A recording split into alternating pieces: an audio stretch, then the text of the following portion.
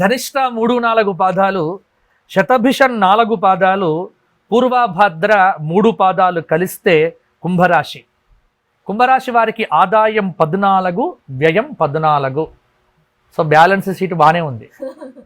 రాజభుజ్యం 6, అవమానం 1. గురువు ఈ సంవత్సరం వృషభంలో 4వ స్థానంలో ఉన్నాడు. కొంత తిరగటం బాగా ఉంటుంది. శనైశ్చరుడు కుంభరాశిలోనే ఉన్నాడు 1వ స్థానంలో.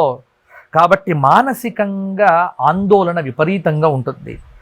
రాహువు మీనరాశిలో 2వ స్థానంలో ఉన్నాడు. శారీరక కష్టం విపరీతంగా ఉంటుంది. కేతువు కన్యారాశిలో 8వ స్థానంలో కొంత అశుభుడు కాబట్టి కొంత భయాందోళనలు విపరీతంగా ఉంటాయి. ఆరోగ్య విషయంలో జాగ్రత్త. వెరసి కుంభరాశి వారికి ఈ సంవత్సరం మిశ్రమంగా ఉంటుంది.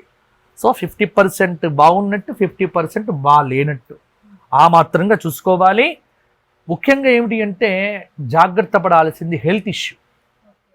శారీరక అనారోగ్యం చాలా ఇబ్బంది పెట్టవచ్చు. ఒత్తిడి పడవద్దు. ఆర్థిక విషయాలు కూడా ఫైనాన్షియల్ క్రమశిక్షణ లేకపోతే, డిసిప్లిన్ లేకపోతే ఖచ్చితంగా ఇబ్బందులు పడతారు. కాబట్టి ఆర్థిక భారం కావద్దు. అలాగే తొందరపడి నోరు జారవద్దు. ఎందుకంటే అకారణ వైరం నోటి వల్ల వస్తుంది. ఎదుటి వ్యక్తుల యొక్క విషయాలలో తలదూర్చకుండగా మన పని మనం చేసుకొని వెళ్ళటం, తలదించుకొని, అది కుంభరాశి వారికి ఈ సంవత్సరం చెప్పుకోదగినటువంటి సూచన. వృత్తిపరంగా, ఉద్యోగపరంగా విపరీతమైన ప్రెషర్ ఉన్నప్పటికీ ప్రోత్సాహం మాత్రం బాగుంటుంది. వృత్తిపరంగా బాగా షైనింగ్ అనేటువంటిది ఉంటుంది. At the same time pressure కూడా అలాగే ఉంటుంది. అంటే జాబ్ ఉంటుంది, జాబ్లో ఒత్తిడి కూడా అలాగే ఉంటుంది. అలాగే కొంత వ్యాపారాలు కొత్తగా మొదలు పెట్టవద్దు. ఉన్నవి సరిపుచ్చుకుంటే సరిపోతుంది. అలాగే ఈ సంవత్సరం ఎక్కువగా ప్రయాణాలు చేయకుండా కొన్ని విషయాల యందు జాగ్రత్తగా ఉంటే ఈ సంవత్సరం పర్వాలేదన్నట్టుగా, ఎక్కడికక్కడికి డబ్బు లేదు అన్నట్టుగా కాదు, డబ్బు వస్తుంది, సరిపోతుంది. అప్పు చేసేది లేదు, తిప్పలు పడాల్సిన పని లేకుండా ఉన్నదానితో తృప్తిగా ఆనందంగా ఉంటే ఈ సంవత్సరం ఇలా మేనేజ్ చేసుకుంటే సరిపోతుంది. కుంభరాశి వారికి ప్రతిరోజు పరిహారం ఏమిటి? నవగ్రహ స్తోత్రపారాయణం చెయ్యాలి.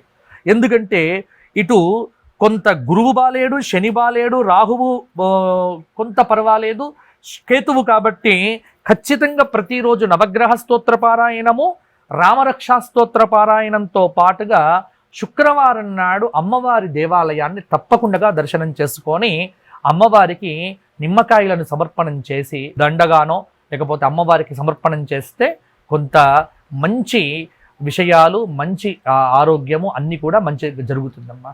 కాబట్టి ఇటువంటి పరిహారాలు చేసుకుంటే బాగుంటుంది. ఎప్పుడు భగవంతుణ్ణి ప్రార్థన చేస్తూ భగవన్ నామాన్ని జపిస్తే ఏ ఇబ్బంది కూడా ఉండదు.